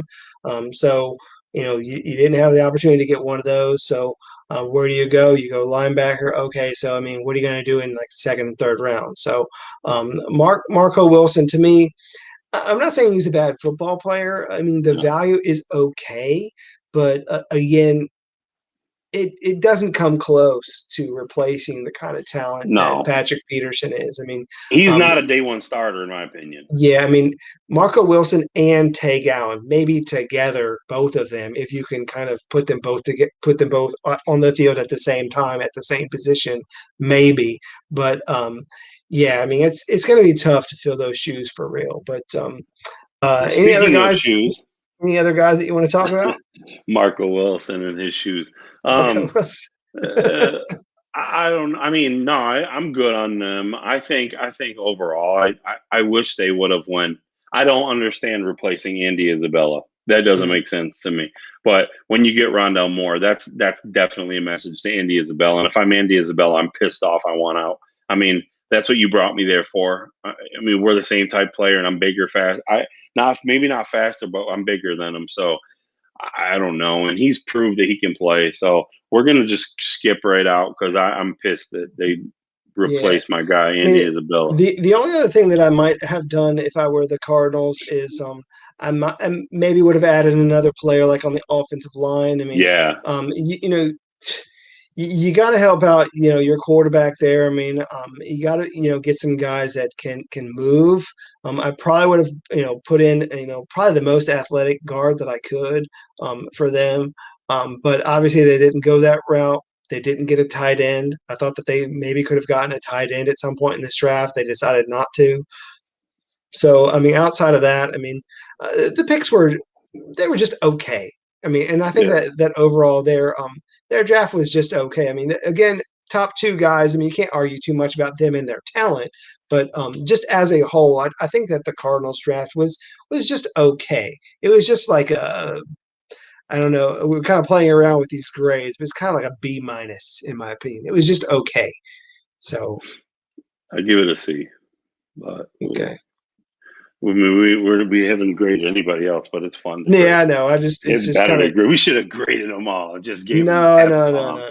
So the Rams are next up, and they go 2-2 at well F. Ernest Jones, Bobby Brown the third, Robert Rochelle, Jacob Harris, Ernest Brown the fourth, Jake Funk, Ben Skolrenek, and Chris Garrett. We got some fun players in here we can talk about. Yeah, man. Biggest reach to me, 2-2. That was a stupid reach. At 57, I don't understand how they're going to do that. They're stacked at wide receiver. They're trying to get a Tyreek Hill type player. I don't like it. So I'm going to talk about Jacob Harris because he's better and he's a bigger prospect, in my opinion. Jacob Harris, bigger, faster, stronger, freak player. I don't know where they're going to play him. He's kind of a transitional guy. He could be a tight end, could be a wide receiver. The Rams, though, are going to throw him the ball. Jacob Harris will get the ball. I love him. I think he's going to tear it up. I think he's going to be one of the best wide receivers in this draft class. Yes, you heard what I said. I think he's going to be All one right. of the best. And I think he's going to dominate. In his first year, I think that he will be on the field more than Tutu Atwell. That's Mm. my projection. Well, just kind of looking down this list, I mean, um, I actually got a chance to sit down with a good handful of these guys. I mean, They're um, following you. yeah, well, I mean, hey, I mean, obviously, I mean, the Rams are like, I don't know, man. I feel like they owe me a little bit of money here because I mean, I've done a lot of their they're interviewing for him. But like I had a chance to sit down with Jacob Harris. I had a chance to talk to Ernest Brown, um, and I also interviewed Chris Garrett. But hey, man, I got to give some love to the local kid. I mean, I got to give some love to Jake Funk. I mean. Dude, what's not to like about this kid? I mean, uh, you know, just to kind of give people a good feel, I mean, he went to Damascus High School here in Maryland, who, for the longest time, they actually had the streak in the entire United States as a number of consecutive wins. At a time which I think they got that loss that broke it. I want to say like maybe a year or so ago. But you figure you're going like what, like 5 years without a loss? I mean, that's just insane. So I mean, he was part of that. that group that really started that trend there, where you end up getting a lot of great talent coming out of that high school. The number one guy actually out of that high school, the number one recruit in the entire nation this past season, Breesy going there to Clemson. So that's the kind of talent. That's the kind of talent coming out of that program, and really Funk starting that trend.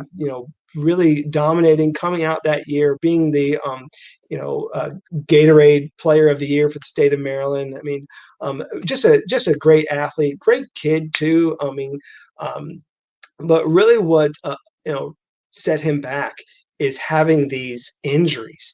A lot of injuries that really, just he struggled through. He went through a lot of adversity during his time at Maryland. And, had it not been for those injuries, who knows how high this guy could have gotten? I mean, he could have been like I don't know, third round draft pick had these injuries not happened. So I definitely love the kid. Think the world of him. I mean, I'd certainly want him to succeed. I mean, again, because he's a local kid, but definitely a good, solid dude as well. So um, I could talk about some of these other guys, but I want to get your opinion on one guy who's a small schooler, and that's Rochelle. Talk to me about Rochelle. Yeah, Robert Rochelle is a stupid athlete. I think that that's what a lot of these guys are on this list. They went with superb athletes. Um, Robert Rochelle can jump out the gym. Robert Rochelle is a guy that has a freak. I mean, you can go on our YouTube and type in Robert Rochelle box jumps. The kid jumps on top of trucks. It's ridiculous. Standing box jumps. Most people jump on boxes. He's jumping on truck beds. Not truck beds, the truck bed closed. It's insane. The kid's stupid jumps. Very solid corner. I think he'll be a great athlete again. Chris Garrett's another one. We've actually interviewed 6 of these players, if I'm not mistaken. So 6 of these players we've interviewed, which is pretty insane. The Rams do owe us some money. Chris Garrett. Chris Garrett's another one. Concordia St. Paul pass rusher, was a freak at that small school level. I mean, could not be blocked. Very good kid. I like their draft. They did pick a lot of They picked a lot of our type guys, players. man. It's so interesting how they did that. So, I Yeah, mean, but Tutu aside Atwell wasn't our guy. I don't know where that no, I came mean, from. I think that our guys didn't start for them until like the 130. fourth round there with Jacob Harris. I think just kind of going back to Jacob Harris. I mean, one of the things that people really don't understand is this guy was a soccer player. He didn't really start football until late. And so you're getting a guy who has yet to, get to his potential, is still learning the game, is so raw. And a guy that, you look at his measurables, absolutely through the roof. Yeah. So the question really is whether or not he's going to be able to translate well to the next level. So certainly a big question mark there for Jacob Harris as to what exactly is going to happen with him. But athletically speaking, testing wise, certainly ranks among the elite in this year's draft class. It's just a lot of questions there about him and his lack of experience and really what he's going to do at the next level. He's a very big guy at 6'5", about 220 pounds. So, maybe he puts on some more weight. Maybe he ends up being a tight end. Who knows? But definitely a great athlete for sure. But again, like we said, I mean, we interviewed like almost this entire draft class. So kudos to the Rams. So they don't pay us much. They don't pay us money yet, but they definitely need to. Yeah, Dave Dix is a Harris fan. He said yes, he loved it. So that's Yeah. great, man. Appreciate you following, Dave. I do. Let's keep going. Let's go to the 49ers, who took a small schooler first in the 3rd pick overall. They go and get Trey Lance. Then they go Aaron Banks, Trey Sermon, Ambry Thomas, Jalen Moore. Oh, that's my boy right there. Dio Lenore, Talano Hufanga, and Elijah Mitchell, which I don't think they needed a running back, but hey, let's go ahead. I'm going to start it off. Listen, Dio Lenore is going to end up starting for the 49ers.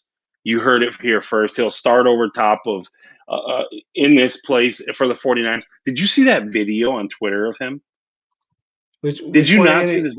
In just this past mini camp, he Oh yeah, mugs yeah, his yeah, yeah. wide receiver off the 5 yard line and then jumps it, makes a ridiculous catch, and picks it off. Let me tell you something. I like him this much, okay? I went out on checkoutmycards.com, okay? Free shout out, which I don't do often, but I'm giving you Right. one. I went on there. His autograph from high school, his USA autograph, was 78 cents. They had 40 of them. I bought all 40. Okay. I hoarded them. Yes, I'm telling you, Deal Lenore, remember what I'm telling you. That kid's going to be a starter in the NFL. He'll be a Pro Bowler. And he Wow. sat down with Draft Diamond, and they must listen. They're smart because we sat down with Ambry, we sat down with Dio, and I talked to Elijah, but I didn't do an interview. And Trey Lance, we covered our entire career. So, Right. but go So, ahead, talk to us. What do you think?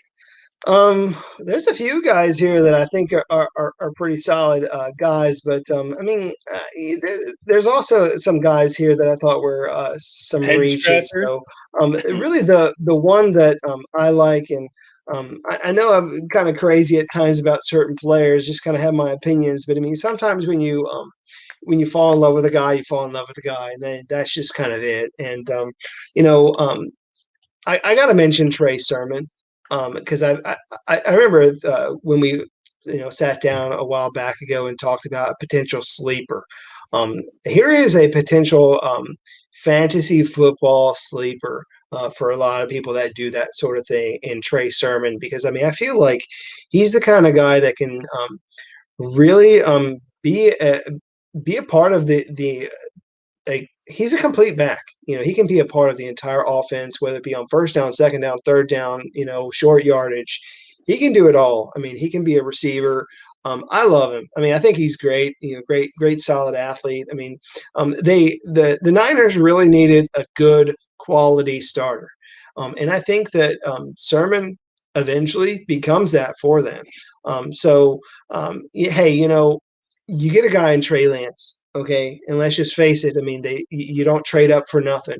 You trade up to get a quarterback, but you also need a safety net. You need somebody to go to whenever you're I guess you get that safety net in that running back to throw to. So I mean, I expect a whole lot of screen passes being thrown to Trey Sermon, going back old school to like the Roger Craig days where they're giving him the ball countless times, maybe even getting up there 500, 600 receiving yards as well as rushing yards. So we'll see how that translates for him, but I like it. I mean, I like being able to pair him up with Trey Lance because I think at the end of the day, Trey Lance is going to struggle that first year, and Sermon's going to get a lot of touches. I think this too. I think this sends a message to a player, one of my Mm-hmm. favorite players in the NFL. And unfortunately, he's a running back. But I think it's sending a message to the running back room, number one. And you have to agree with me on this. I Oh yeah. mean, you didn't draft one, you draft two running backs. But Raheem Mostert, listen, come to Buffalo, baby. Come to Buffalo. We'll take you. You're a stud. Look, you go back to my Twitter and type in his name and my name, and I talk crazy before he was even good. I was talking crazy. That kid's got everything you want at a running back position. Sends a message to him. I think he'll be traded. That's a guy. If I had to pick five guys that were sleepers that no one's really talking about to get traded, Raheem Mostert's one. I think he gets dealt soon. I'm Yeah, I over here mean, breaking news. I don't even know what yeah, I'm doing. I'm just no, making stuff up. it's all right. I mean, and again, you had talked about also Elijah Moore there at the tail end. I mean, and hey, Mitchell. yeah, Elijah Mitchell there at the very end of their draft there in the sixth round. Again, probably a reach for most people. Again, being a sixth round pick, but hey, it is their last pick of the draft. So, I mean, if it was the seventh round, it wouldn't have been a reach. But you get a guy who very athletic guy comes out, actually did a very well at his pro day. That definitely shot him up draft boards, and certainly I feel like he earned his spot there. Getting drafted where he was, maybe even potentially being higher. But I mean, Niners took a chance on him. I mean, but for the most part, I mean, I think they did okay with most of their picks here. I mean, a few reaches here and there, but nothing too crazy. Um, Obviously they are electing to rebuild, so to speak. There with Trey Lance there at the top, but we'll see what comes of them, man. I mean, it's going to be an interesting division for sure. Well, here we go. We're wrapping it up. The best draft class, or Because it's the the shortest. smallest. Dwayne Eskridge, Trey Brown, and Stone Forsythe. And I can say Oh all their man, names. Go ahead, Jimmy. I'm going to end it gosh, out with Stone Forsythe, but go ahead. What do you think of the sure. draft? What draft? What are we talking Yeah, about? I know. You That's can really add the. players, and they added 3. I mean, that's the big thing. It's like, what draft, man? Like, you get 3 picks. I mean, and going into this, it's like, I was just thinking it would be so great if they could try and acquire more picks. But I mean, they didn't have a first round. So what are you going to do? Who are you going to have a trade partner? How are you going to have a trade partner when you don't get a chance to pick until the second round? I mean, somebody has to be available. Other teams have to want to trade up for somebody. So it wasn't going to happen. So, hey, they needed a lot more than what they got. Let's just kind of say that. I mean, they needed maybe some edge rushers. They needed some offensive linemen. But with only 3 picks, I mean, they had to try and get some people. And if you only have 3 picks, you got to get some people that are going to come out and actually do something. You got to try and hit home runs on each and every one of them. And the only one that I felt like very confident with was that first one. Dwayne Eskridge, I think most people would say is a phenomenal athlete. Great guy to have on your team. I mean, I think at one point he had also played corner there for Western Michigan, but comes in solid slot receiver. I mean, I like him for the team, but it was a little bit of reach, in the second round. I had him as a third rounder. But again, with only 3 picks, I mean, you had to get whoever you wanted, which obviously they really wanted Eskridge, wasn't going to be there in the fourth round, so they had to take him. But being in a spot, they had to take him, and you know, I think that he does find his way out there on the football field. I mean, he is a serious deep threat. He's also a guy that you can have out there on your special teams. I mean, look, I mean, you're talking about a guy with track speed.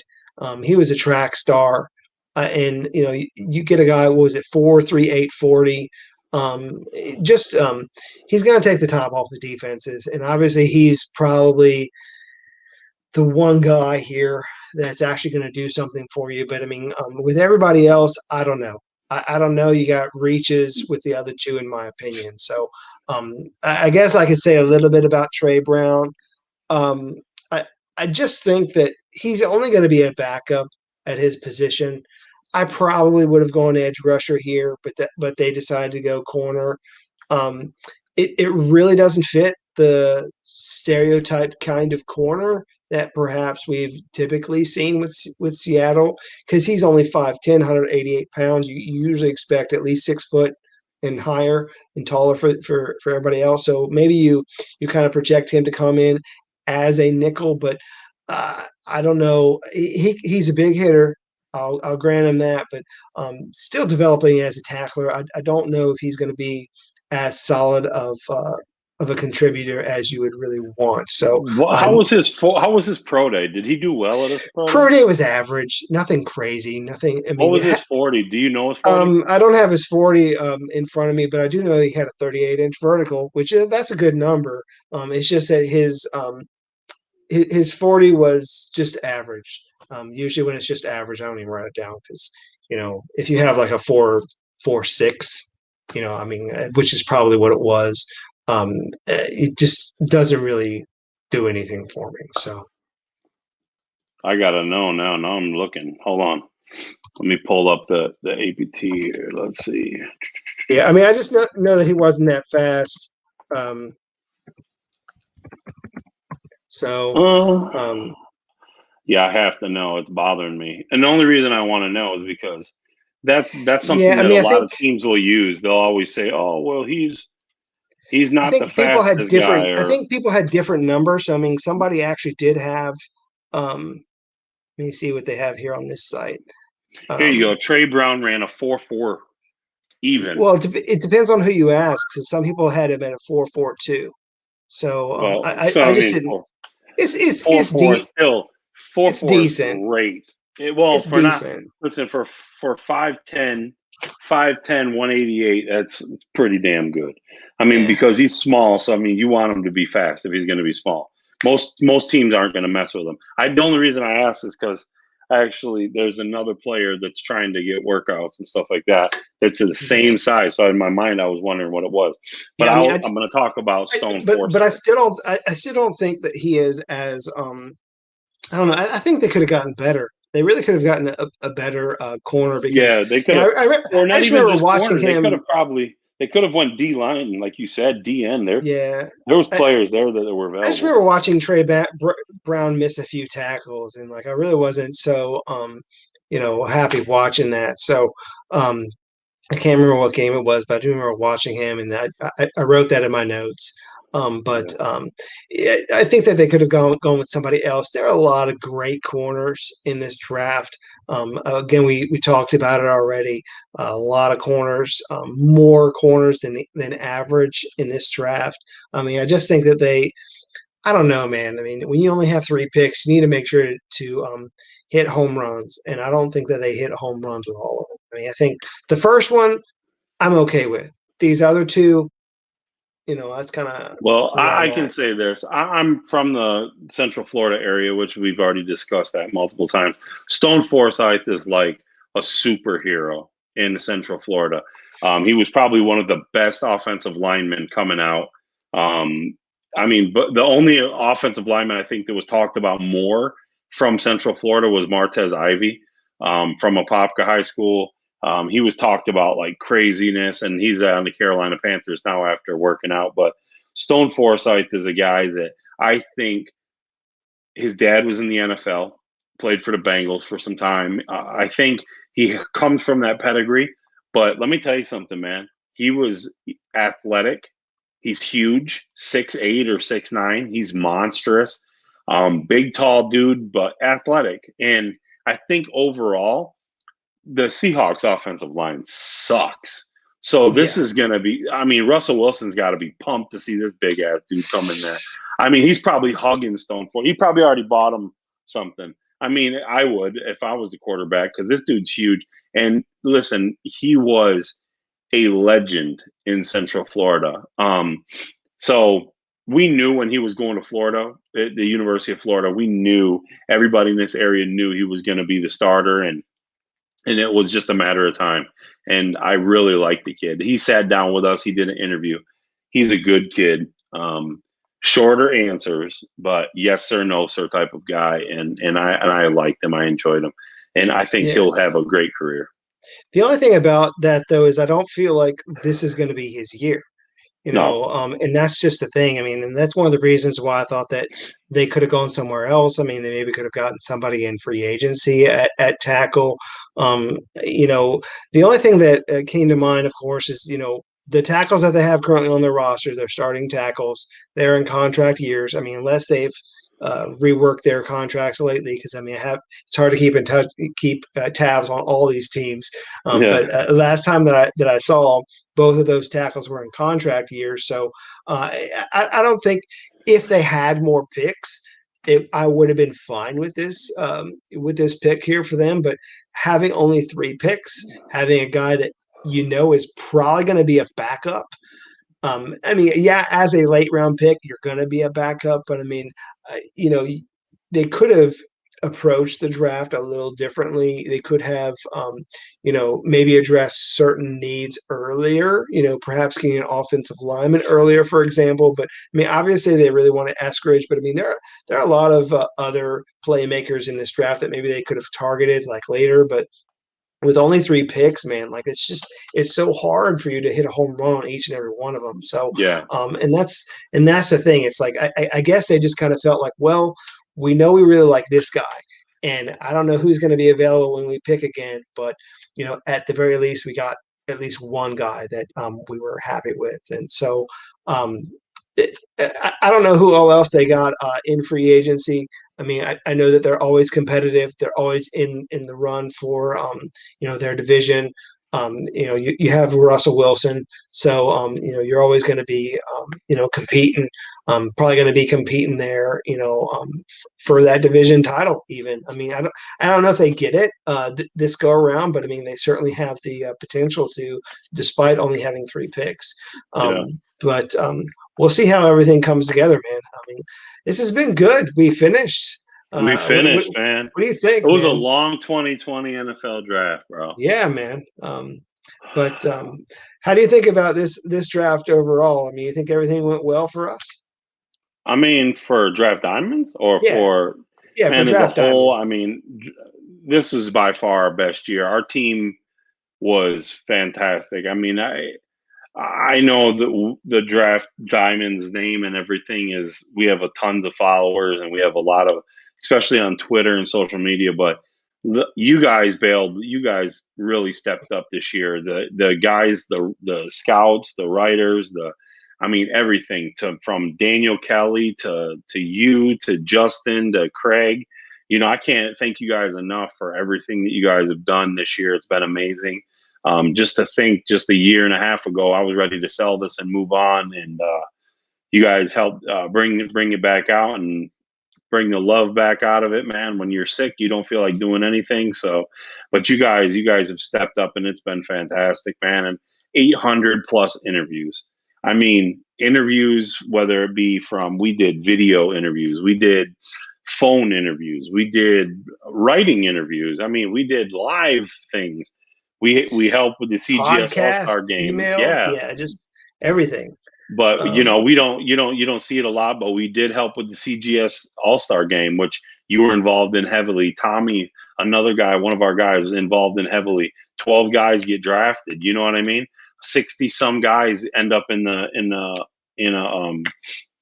camp, camp, you yeah, know what I mean? So I mean it's fantastic to see, man. I think our team will grow. I think we have bigger things coming up, and I can't wait. And I can't wait to see it when it does pop off. And like I said, man, I can't thank you enough. You've stepped up big time, and you're my right hand man. You're the Mel Kiper of Draft Diamonds, and I'm glad to have you, bro.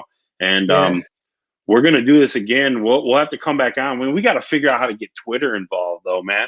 Facebook is good. YouTube is. I mean, we only have like 3,000 YouTubers, but YouTube Hey, people, we thank you so much for all the support too, and watching our videos. A lot of guys watch our videos, our highlights of players, and they don't hit the subscribe button. But if you're watching this, hit the subscribe button. Tell your friends. Blast them, send them text messages, mass emails like they spam you, spam them and send our link and tell them to subscribe or something. But we can't appreciate, we appreciate you guys a lot. I can't thank you guys enough. And, I can't wait till 2022. We're already started. Justin's already cranking out interviews. You got your first yeah. one yesterday. I'm working on scouting reports and stuff. So it's coming, man. Hey, 2022 is going to be a big year. hey, just a teaser, because I mean, obviously, like we deal with a lot of small schoolers. Yesterday, that small school list ended up getting up to 900. Which, the crazy thing is when we do these things, usually it doesn't get that high, like out the No. gate. But out of the gate, we've got 900 guys that are small schoolers, only small schoolers that we really need to focus on. I love it, man. I mean, this year is going to be one heck of a year when it comes to these guys. And like you said, I mean, a lot of guys really, doing a lot of work. So very proud of everybody Yeah, too. man. So 17 interns, 17 guys that stepped up. I mean, kids like younger guys, just added another one, Chris. I mean, it's amazing, but we can't do it. I can't do it without you guys. So big ups to you guys. You guys are the glue that really keeps this thing going. We've been on for 2 hours. I don't want to keep anybody else. They need to go to bed. My AC's fixed, baby. Let's go. I get good sleep. But yeah, man, I can't wait, man. I can't wait for 2022. I'm glad 2021's officially over now for us, and we're moving into 2022. So Yes. let's see what we can pull off. But as for that, I'm gonna leave it out, man. And Jimmy, man, thanks for coming. Thanks for doing this, and you did a lot of work and a lot of work behind the scenes, and a lot of people don't see it, but we do, and we appreciate it. So we'll keep you up to date, and we'll be bringing it. We'll do something similar like this. We'll try to get a lot of the team on and do something similar. We can all just talk football for an hour or something Yeah, every once sure. in a Why while. not? We got to figure out how to get this thing working. I mean, we're all new at it, so if we look foolish or it doesn't look like it's working right, it's because we don't know. But we'll figure it out. So, but I appreciate your time, Jimmy. Thank you All very right. much, guys, for all the followers, for the one consistent follower. I don't know who you were, but whoever stayed the entire time, you're a legend. So you deserve 5 stars. I'm giving you a gold star. Have a good one, Jimmy. All right. Good night, man.